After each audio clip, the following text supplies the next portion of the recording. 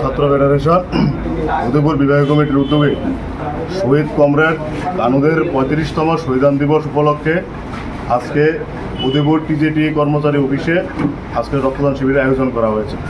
আপনারা সকলেই অবগত, 1991 সালে 9 জুলাই পাঠ্য বই আন্দোলনের করতে গিয়ে উদয়পুরের ত্রিপুরা সুন্দরী স্কুলের ছাত্র কমরেড কানুদে তৎকালীন সময়ের কংগ্রেস এবং টিইউজিসের নেতৃত্বে যে সরকার পরিচালনা চলছিলেন তাদের পুলিশের গুলিতে কমরেড কানুদে শহীদের মৃত্যুবরণ করেছে।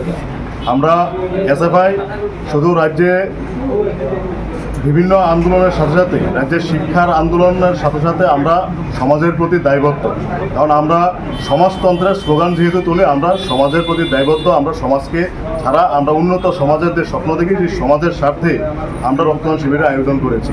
আমরা দেখছি এই রাজ্যের মধ্যে বর্তমান সময়ে সারা রাজ্যে রক্তের তীব্র সংকট, সারা রাজ্যে মানুষ রক্তের জন্য মৃত্যুবরণ করছেন, কিন্তু রাজ্যের মুখ্যমন্ত্রীরা খেলা মেলা জলসা এসব নিয়ে ব্যস্ত।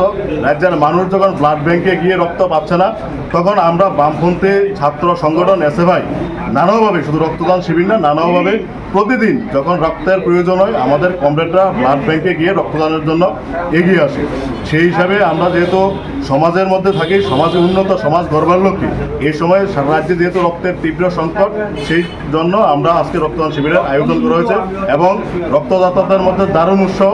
সে এখন পর্যন্ত প্রায় 20 জনের উপর রক্ত, সঠিক সংখ্যাটা আমার মনে নেই, 20 জনের বেশি রক্ত দেওয়া হয়েছে, তার মধ্যে 2 জন ছাত্রীও রয়েছেন। মানে ব্যাপক উৎসব ছাত্রছাত্রীদের মধ্যে এই রক্তদান শিবিরকে কেন্দ্র করে।